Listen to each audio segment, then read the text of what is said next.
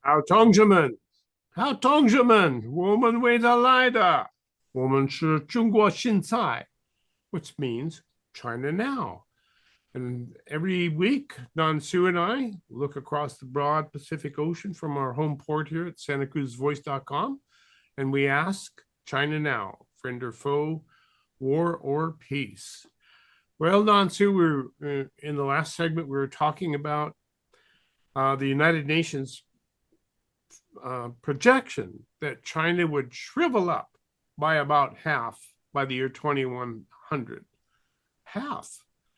Um, and so that's quite a projection, but it's something that most people feel, or many people feel, when they look about the streets of China now. You see a lot of young people out of work, and a lot of people, a lot of hungry people, And a lot of ghost towns. a lot of ghost towns. Yes, or ghost cities of China.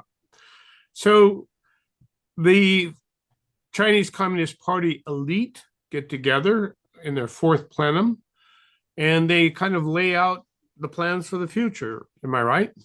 Yep. So, fortunately, ladies and gentlemen, Nan Su is a senior investigative reporter of Epoch Times, has big digging in to what the official pronouncements from the fourth plenum indicate. And then we read these pronouncements from the CCP, knowing, of course, that the CCP is telling us what they want us to hear and not what we want to hear, but what they want us to hear. So Xi Jinping makes the statements, and we try to figure out what he means. And that's what Nan Su is very good at because he lived it. And so we have this wonderful perspective as to what the heck happened at the fourth plenum in Beijing, ending yesterday. And you were up all night waiting for the information. So, and the information, of course, is the official report that comes from the CCP. Yeah, the Fourth Plenum meeting, they have 4 days of closed door meetings from Monday to Thursday, and then they finish, and then they came out with a report. First of all, it's all about the economy, right? Ah, I thought there was a couple ideology items, probably going to be in the meeting, but they didn't such have as it. what? Well, there are two. Remember, we one is talk about the common destination of Chinese people. No, All not the just the common destiny of the Chinese people, but the whole world. well, that common that's to the world, right? But Yeah. inside there are also a common destination for the Chinese people because they want to unify Taiwan, right? Yes. So that's that part. That's one, and another one is got China eyes or the religion, right? Yes. Oh, So that neither of those were on the. no, they didn't have it. At least from the report, the official report, I didn't see it. Usually what these kind of things is, they will give you a first official report, and which may or may not cover the entire things, entire agenda discussed by the meeting, and but then a few like 3 4 days later, they will come up with a detailed report. Which will tell you, oh, this thing is also discussed. So we don't know until maybe by Monday, or Sunday or Monday, that will have full details revealed to us what has been discussed during the fourth plenum. But from the initial report, it's all about economy. Where did they Um, start? I mean, give well, me. they start by confirming the last 5 years of economy was wonderful, of course. From 2020, 5.4%. yeah, from 2020 to 2025, we are at the end of the 14th 5 year plan of CCP's economic plan, right? So they start from 1950. Every 5 years they have a 5-year plan, and now we just finished the 14th one, and then from 2026 there will be the 15th 5-year plan of economy. So of course the one, all these closing down business, foreign business, back away from China, people cannot find a job. None of this you can find from the report. Right. So it's all good things. People are happy. The Communist Party is so successful under the direction of Xi Jinping. Xi Jinping is leading China from victory to the next victory, that kind of language, right? Well, So that's how they started, the whole report. And then everything's just right. Everything's just right. yeah, everything not just right, everything's wonderful, right? Yeah. Everything's wonderful. And then they will start talking about, you have all these necessary, all these guidance for the Communist Party to follow Xi Jinping in the next 5 years, right? So you have to, the party emphasize that everyone need to pay respect to Xi Jinping's authority, and everyone also need to pay respect, highly respect, to Xi Jinping's so-called modern era Chinese socialism. Uh, With Chinese characteristics. yeah. Chinese characteristics, socialism. So they after they talk about the success, then they got all these kind of things that you should of how are you going to follow Xi Jinping's leadership. That's a long, a part of it, a big part of it. Those are And the things, then those are the things I could never get through. it doesn't matter. You just you quickly read through them because Right. they it's just, those are the something that you read a couple sentences at the beginning of the paragraph. You already know what they're going to Yeah. talk about the rest of the paragraph, right? And then they start talking about the next 5 years, right? Of course, there's no real numbers, no real substance. It's just a bunch of slogans. Oh, they're going to grow economy to make everybody happy, everybody safe, and there's no numbers.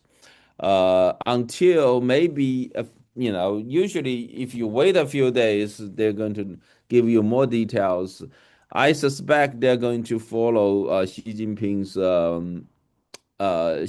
had a goal specified back in 2020, which in the document he said from 2020 to 2035, they want to double China's GDP, right? 15 years, which they did a calculation. It comes down to like average five of about 5.2%, 4.8% 4.8. growth. So then Yeah. the goal is 5%. Yeah, the goal is 5%, so every year, average every year 5%. So I suspect they're going to just, if we wait a few days when the detail came out, when the detail come out, it will say, try to try to keep the 5% increase rate of economy growth. So, but they didn't say it in the official report. And they also emphasize the new quality of production, right? Like the Xi Jinping always talk about the new Oh, quality so of yes, we're going to only manufacture important things now, and we're not not going yeah to. the higher, I'm sorry, higher quality, Yeah. higher and new quality, such as batteries, such as high tech and semiconductors of Things we need to dominate the the modern world. world marketplace. Yep. Yes. We'll let the So Vietnamese manufacture the sandals now. We're going to manufacture the semiconductors. right, So that's what he's saying.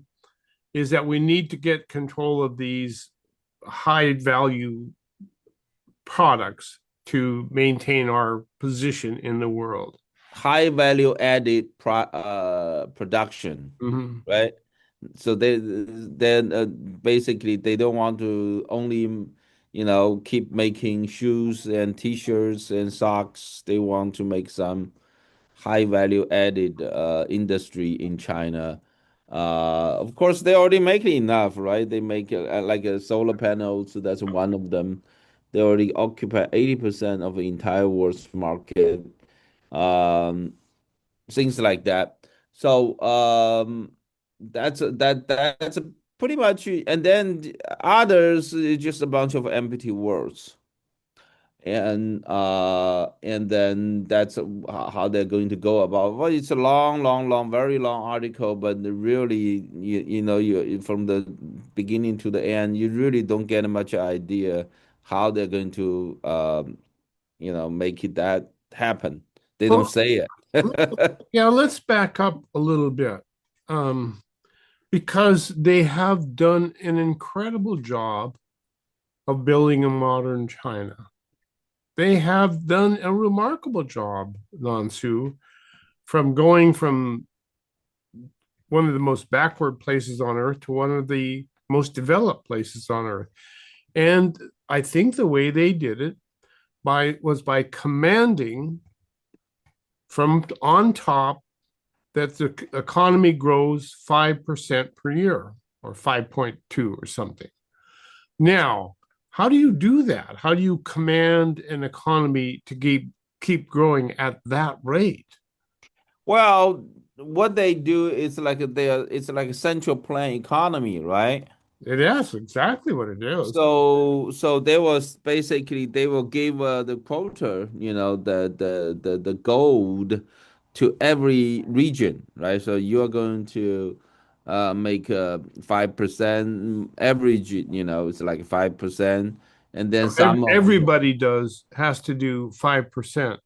Not necessarily, but in the some of the poor areas, they know they're not going to make 5%, but then they're going to like some of the industrialized the city those big booming cities like Shanghai, Guangzhou, those kind of things. They're going to give them higher goal, like maybe 8%, 9% or that kind. They know they can do it. So and then there were some poor area regions. They're going to have lower, maybe 4%, maybe 4.1%, that kind of thing. So you average out for the nation, they're going to get like a 4.85%. So that's what they do, right? And now and the officers from every region, regardless of poor and rich, they get their goal from the central government, and then they just go home trying to find a way to make that say you are assigned in your county, your county going to make 5% next year. So you just go back to your county, and then you got this job to accomplish. Otherwise, you're going to lose your job or your rank if you don't do it. So So there, everybody has to do it. yeah, everybody has to Everybody do has it. to pitch in. Yeah, then you go Now, home, you just trying to find a way. Maybe, I can build in our county, maybe I can build two more hospitals, maybe three more bridges, or maybe one more airports, whatever, then that will make the total GDP growth of 5%. Or and whatever. That's why they're doing all over the country. That's why they have so many ghost towns well, in the past. that's what I'm trying to get at. For the last couple decades, the growth, that tremendous growth, has come by building stuff. And one of the things they built was ghost cities, which is to say, housing. And they built enough excess housing to house India. And that's that many empty living quarters now in China. And they built bridges and they built roads and they built airports and they built uh,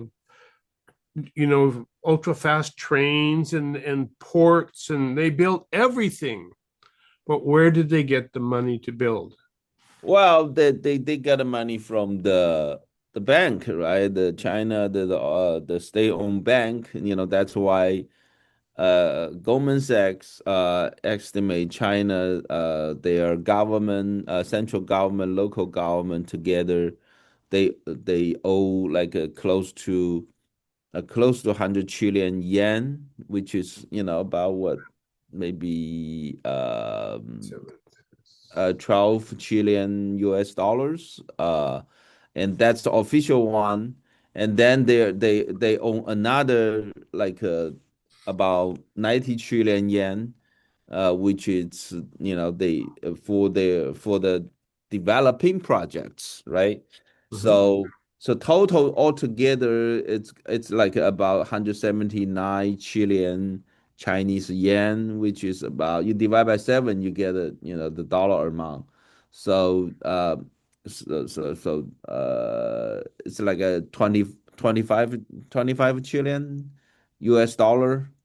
And those 25 trillion, it's not that bad if the economy actually doing good. But the problem is they have this real estate. Eventually, the real estate collapse, right? In 2022 or 2023. 2022 started Yeah. collapsing out. So That's so when the, the the yeah, the that's when thing peaked, and the China's economy peaked in 2022 and 2023, and then they just it just fell down like a drop, like a stone.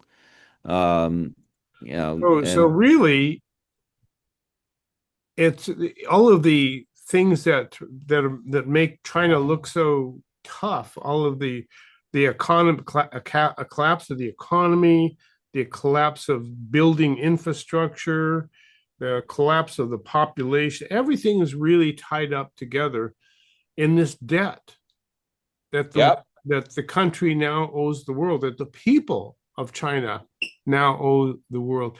I think of those people in China who went and put a huge down payment on a condominium in maybe Shanghai or wherever. And then the economy collapses and they have a mortgage on something that they will never really own. And they have to keep paying the mortgage, though the apartment is not going to be completed. It's never going to be completed, but they still owe the bank the money. It's true. Yeah, because well, there are, what they do in China is like you buy it before they even build it, They right? buy it before they build it. Yeah, and then when they'll when when things were inflating and it was right, because and you do want to jump into the market earlier, because by the time it's built, it's completed, the price is going to go up like 20-30%, right? So that was the good time of the economy growth. But then when the bad time comes, a lot of people are caught in the process. The housing units are never going to be able to complete, but they have to keep paying for the mortgage. they paid a 500,000 for a place that is now worth 200 million, and they have a mortgage for 300 million. Whatever. It's a So lot of money, it's basically. like being upside down and inside out, and that is the situation. But the central authority can command 5% growth in the economy, and that's just what we learned, right? This is where we're going. We're going to grow another 5% per year until we double the size of our economy and become equal to that of the United States. That's the goal. So he can command that everybody grow 5%, and he will. And then everybody will go out and say, well, what do I build on? All the farmland's gone. It's now underneath ghost cities. What about building another airport? Well, I already have three. No sense in doing that. So, what about building a new or railroad, a new train, or a new freeway? What about a new hospital? I can build all of these things, but all of these things are already overbuilt. So, what is the local provincial authority to do? How are they going to do this?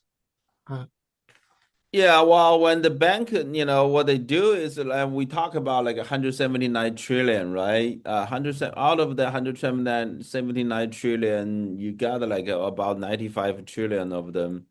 That's on the book of central government and local government. They split about half and half.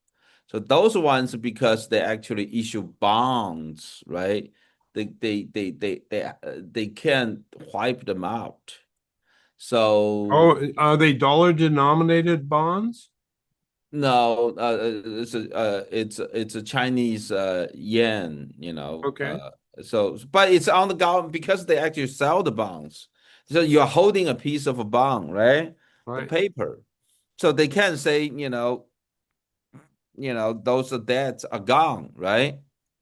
Now, but however, there are another about 90 trillion uh it work like this. It's like the local government because they want to grow the local economy in order to achieve the 5%, 6%, whatever the percentage they are assigned to. So they what they do is they will grab a piece of land, right? The local government they will grab a piece of land and then they will go make collaborations with a local maybe construction company, say. right, right. So and then the government, local government will sponsor, use the ownership of the land, sponsor a construction company, Collateral, yeah, collateral, and then they will be, kind of like a collaborate, like a partnership, and they will went to the bank, right? They will borrow the money and then they will go develop the land with building the roads and bridges, wherever the hospitals and shopping mall, wherever, for to develop the whole thing, right? So those are those because of that, the local government and then the government sponsored construction business, that part they owe probably total about 90 trillion yen, right? Those ones are without bond. ooh, You got it? For the local government, they issue bonds and right. then like utility bonds or the central government, those bonds, those are total about 95 trillion. But however, the for the local government, they actually sponsor a business. They went to the bank, they borrow the money. Those are the,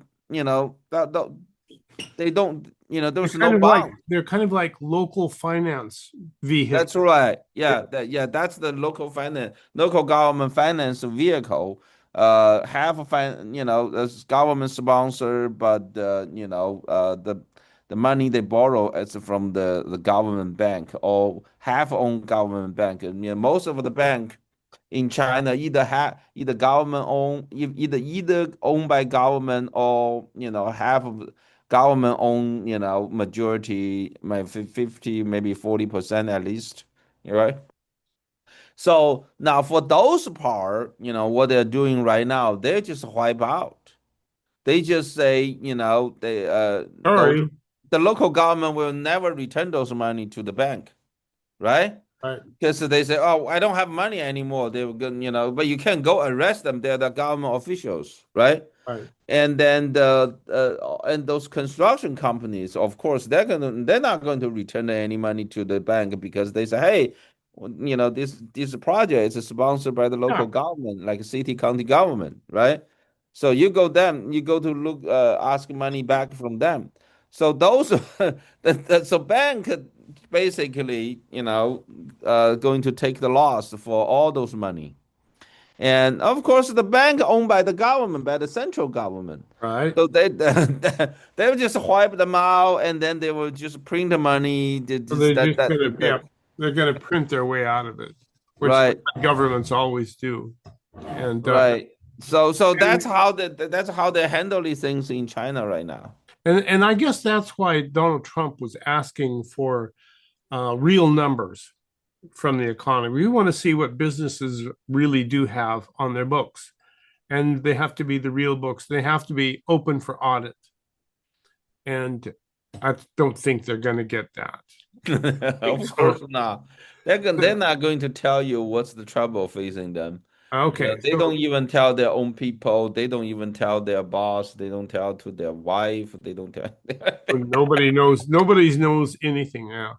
Okay, we're going to take a quick break, ladies and gentlemen, and when we come back, we're going to go to the consequences of what just came down at the Fourth Plenum for the people of for the CCP, of course, first and foremost for the CCP, because that's the only thing that really matters. And then we'll talk about what it means for the Chinese people, and then, of course, for what it portends for the USA and the world, friend or foe, war or peace. That's going to be always number one question. So do stay tuned. We will be right back. Treehouse dispenses not only the finest cannabis products, but information to those who want to know how to use cannabis for maximum benefit. Hello, I'm Jenna. If you would like to know how best to use cannabis, ask your friends and neighbors at Treehouse Dispensary, 3651 SoCal Drive. If you're 21 plus with a valid ID, no appointment is necessary and the information is free. Order online at ourtreehouse.io and pick up at our drive-thru. See you soon. The weather will change. Knox Roofing here. We all remember the story of the three little pigs. We all know the third pig hired Knox Roofing to do his roof. Every day he crawls into his home knowing no wind, no earthquake, fire, or even the big bad wolf can hurt his house. The weather will change for the good and sometimes not so good. Have a Knox roof installed on your home, and one thing you can be certain of, good security. I promise you that. The number to call is 461-0634. Thanks, folks. I've got a question for you. Do you want a lower car payment just by making a phone call? You know, most people buy a car and they pay whatever the car dealer says their interest rate is, and they forget about it and make payments. But did you know there is a secret in your contract that allows another company to refinance any car payment to try and lower it? It's true. There is indeed a company out there that knows the ins and, more importantly, the outs on car loans, and they know how to lower your current car payments. It's easy and fast, and you could have a lower car payment next month. Make this free call right now and find out if you could lower your existing car payment. Call the Car Savings Hotline right now. The call is free. Call now, 800-471-4435, 800-471-4435, 800-471-4435. That's 800-471-4435.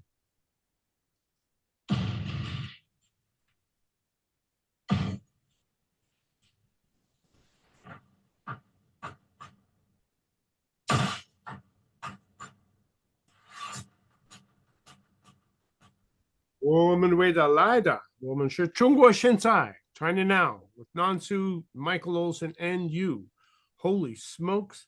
The Chinese Communist Party just completed its fourth plenum yesterday. Much speculation for months and months and months about a possible shakeup in the CCP. Going to get rid of Xi Jinping. Didn't happen. At least so says Nansu, who stayed up all night long waiting for the official news to get outside of Beijing, and he's got it. And Nansu says, no news. Well, the only news are the good news, right? They say in the next 5 years, from 2026 to 2030, they're going to focus on high quality and new quality production, and then they will raise the technology, the high tech field. It's to a much higher level, and then the civilization, much higher level, people's lives, quality of people's life will continue to grow, and the beauty of China will continue to develop.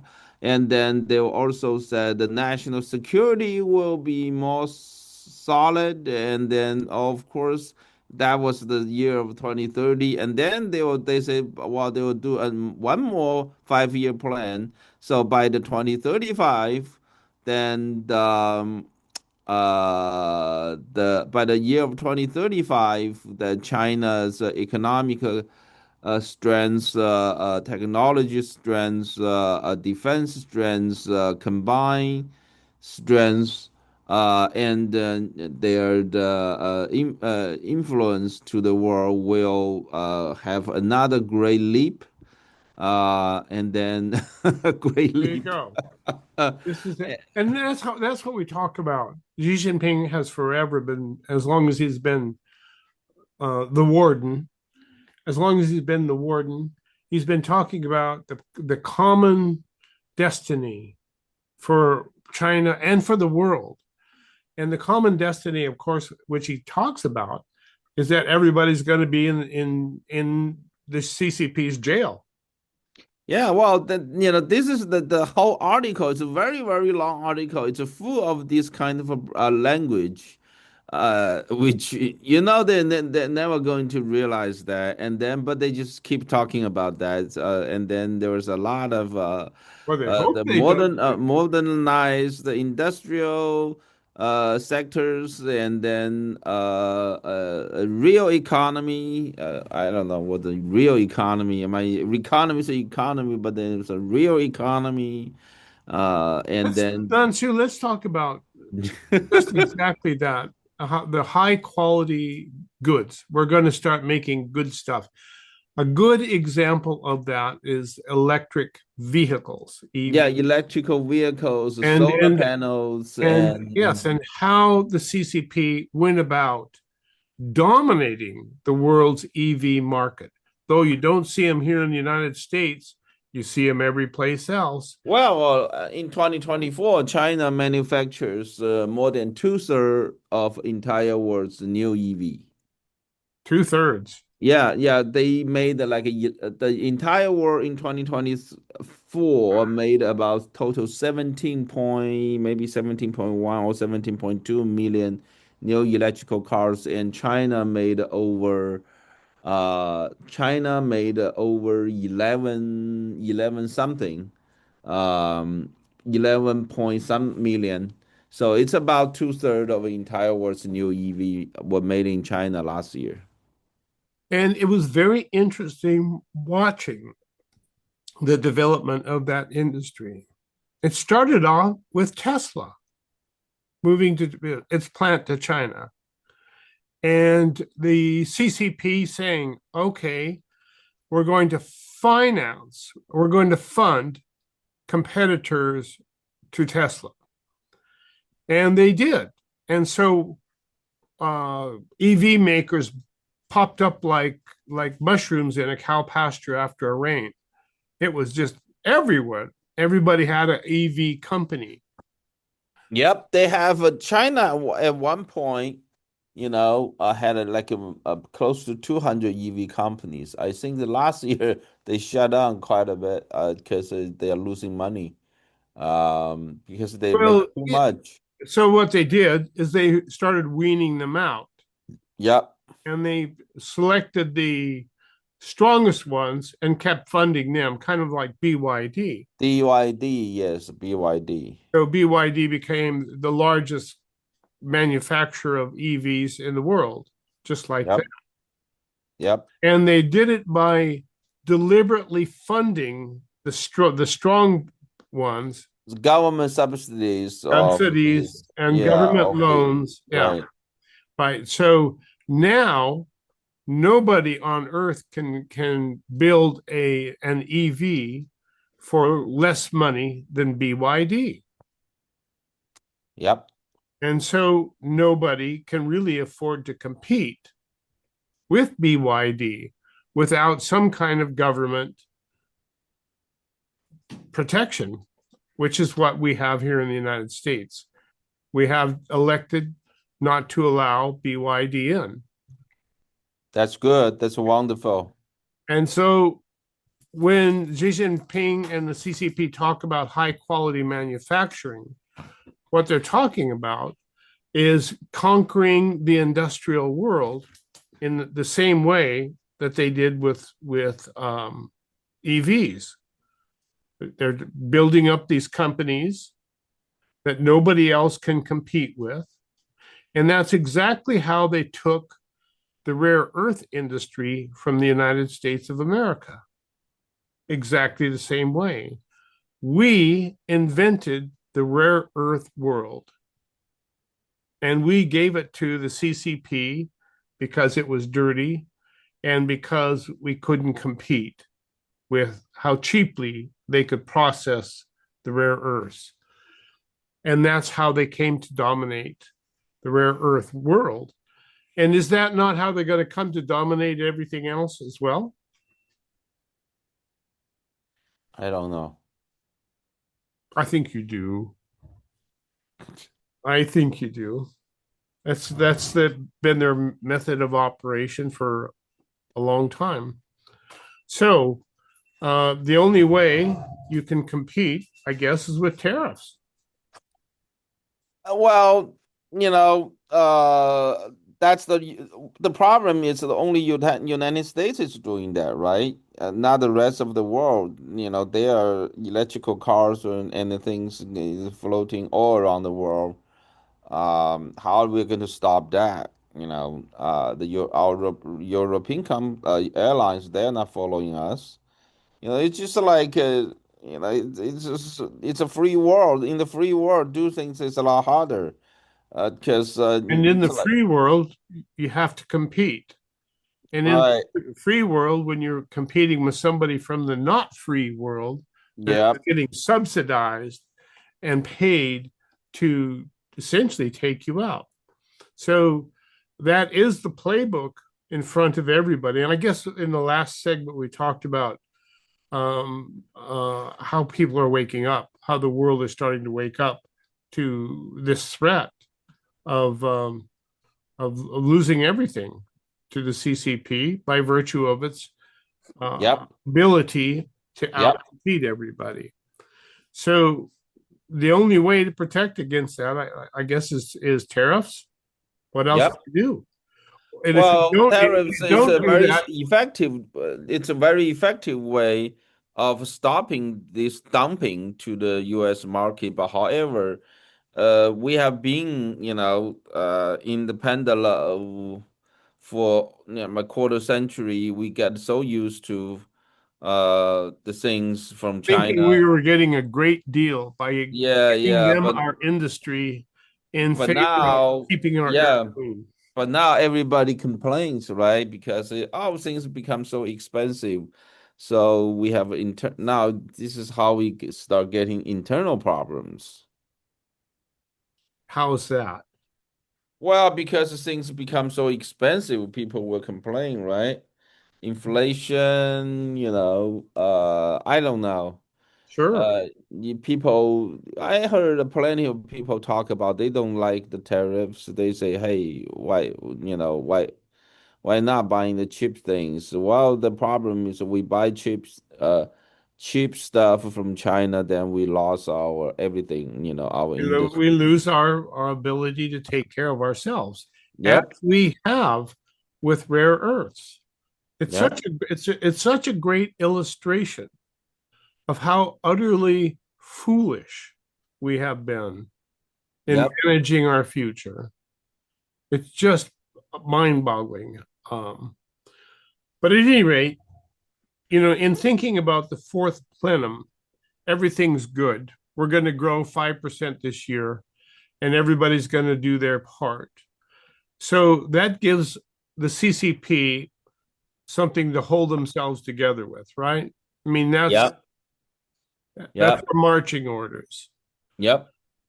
And what does that mean for the people of China? Well, for the people of China, is they can, I guess we should call them the chives. the tribes, yes, they're losing their medicals, maybe Social Security, but originally they didn't even have much Social Security anyway, but they're going to lose them all. And medicals for the old age people, and a lot of them, their pocket, there's bank savings, slashed down, yeah, big time. because most of it was invested in real estate. If you Yep, had an yep. extra dime, you bought a house. Yep.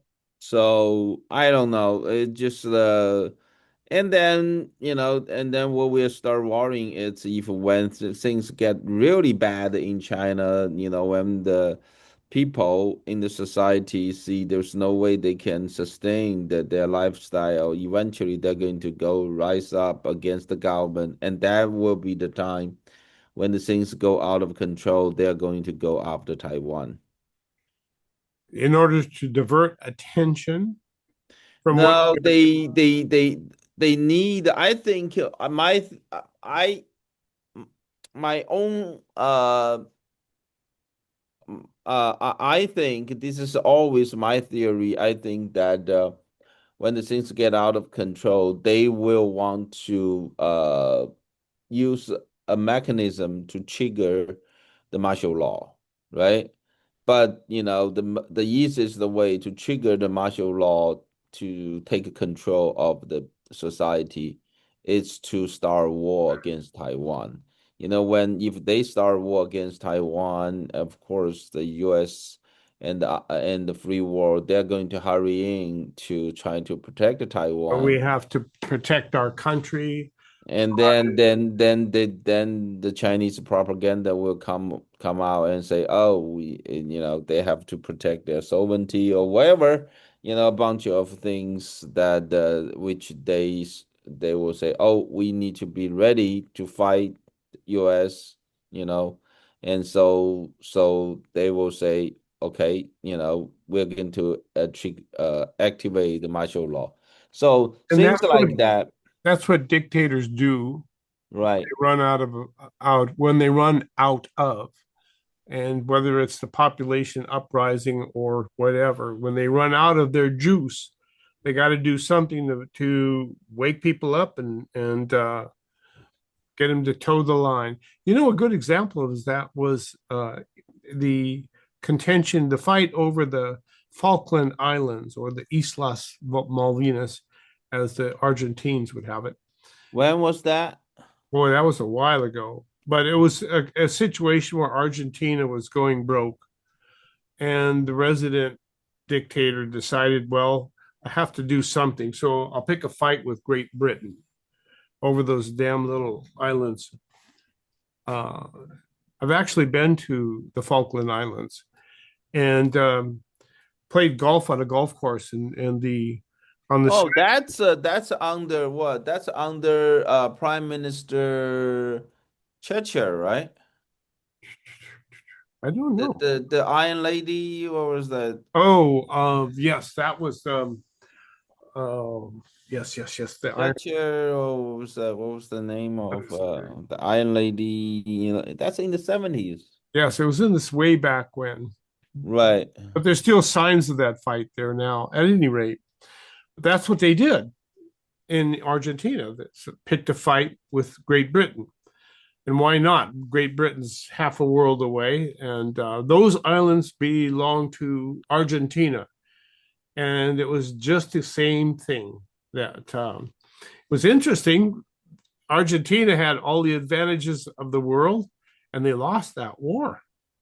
Yep. And so the Falkland Islands are still part of Great Britain. That was yes, Margaret Thatcher. Yeah. Yep. Yep. Margaret Thatcher. Margaret Thatcher. Yes. At any rate, so okay, the Chinese people are pretty much stuck. You call them chives. Why? Or I call them chives. Why do we call the Chinese people chives? But that's what the name they used to call themselves, right? Not that, they say the government basically come and to grow them, and then they will take them, take the whatever, they think belong to themselves. The government come and they just cut it, and then they will just harvest them. and then they will leave the roots there, let them grow again, and they'll come to harvest again, again, and again, and again, right? So the people feel like not so much like citizens per se, but more like a slave almost. But it gets right down to it. Can't do Yep. anything. Okay. So there doesn't appear to be any change for the Chinese people in the future that came out of the Fourth Plenum. Nobody, I except don't that we're know. going to have I don't see there's this all same old thing. same stuff. Yeah, it's a long article, very long. It all talk about the future, how the good the future will be, things like that. I'm really happy, by the way, Nansu, that you read that because I can't. Yeah, and also they have oh, by the way, they had this fourth plenum had the fourth plenum had made a decision. Remember, they say they're going to kick out 9 generals. Remember before Right, the right before the Fourth Plenum. yeah It nine was generals. General Chang Youxia who made the announcement. Well, whoever, but then the fourth plenum basically confirmed that decision, which was made. Well, it was not by Zhang Youxia. It was made. The decision was made by the Politburo. Okay. So the fourth plenum confirmed that, and then they promote one new general. He was already general already, but they make him to become the vice chairman of the CCP military committee. Ah, So whatever. So that's it. So basically, they try to have all these people. They think Xi Jinping believe they have a loyalty problem, so that he's taking them away and then replaced by the new Central Committee member, or military member. okay. Now, what does this portend for the USA and for the rest of the world? What does the Fourth Plenum tell us about the CCP? Pretty much nothing. Nothing, really nothing. It's just all empty words, basically. That's what always got me is the empty words. Yeah. Now, all of that's over and done. Whatever happened, happened. And we don't really know yet, and probably won't for a while when it gets right down to it, until we start hearing some juicy rumors that sneak out of China from a friend of a friend of a friend who knew somebody who's serving water at the 20th or the Fourth Plenum. But at any rate, we just don't know what it means for us because not much came out. But what we do know is that there is a meeting of Southeast Asia nations in Korea coming up on Halloween, not a long time ago, a couple of weeks. And Xi Jinping and Donald J. Trump might just meet. But if they do, it's going to be at the peak of some pretty intense gamesmanship in which Xi Jinping withdrew his rare earth from the world's marketplace and instituted total control over those rare earths, and in which Donald Trump threw another 100% tariff down on Xi Jinping. So they got a lot to talk about, Nansu. Well, the only thing I hope is it's that we're not going to give the security of Taiwan away, right? Because we just not afford to lose that. I think they're probably Xi Jinping is going to ask for that. Ah, You remember that's what Xi Jinping asked in 2023 when he yeah. came to San Francisco and met with Biden, and President Biden, was so upset after because he tried tremendous effort to bring Xi Jinping to San Francisco to join the APEC meeting of the year. And Xi Jinping knew what Biden wanted from him. It's a promise not to invade Taiwan, but once they sit down face to face, the first thing Xi Jinping asked is to ask the U.S. government to give China support for the Chinese military to unify Taiwan. So that's why Biden was so upset, and so that's why he came out of the meeting, and then the first thing he say is he's a dictator. That's right. In watching the interaction between the Biden administration and the CCP, I always thought that we were playing with checkers and they were playing three-dimensional chess. And your description of the meeting kind of fits with that. He knew Yep. what Biden wanted, and he walked in and took it off the table immediately. And there you are. So Trump and Xi Jinping getting together in South Korea, or maybe not. Well, it looks like it's going to happen because at least that's what Trump say. I think it's like 2 days ago, maybe, or 1 days, 1 or 2 days ago. And he gets into these happy talk things. Everything's gonna work out just fine, And I love this guy. He's such a great blah blah blah blah blah. So that's what Trump always does, But I wonder if he feels a little bit of the same anguish that Biden experienced, when he brought Xi Jinping to San Francisco. Yep. Yeah. We don't know what they're going to talk about, but Russia, maybe Ukraine, Taiwan, semiconductor, all the equipments, right? I think Trump saying that somehow saying that we're going to sanction China on all the U.S. made all the U.S. made industrial software. Yes, he withdrew our software. Not only did he slap on a tariff, but he slapped on an embargo on our significant software, which is essentially used to run China.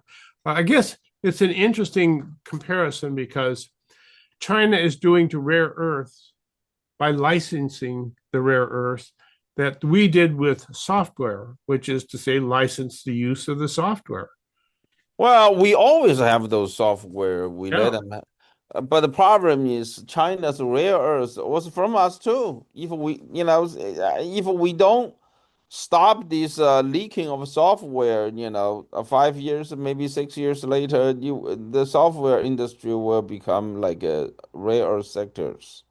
The Yeah. same thing we face today. Exactly. We don't make them anymore. Everything's in China, and then they will say they would.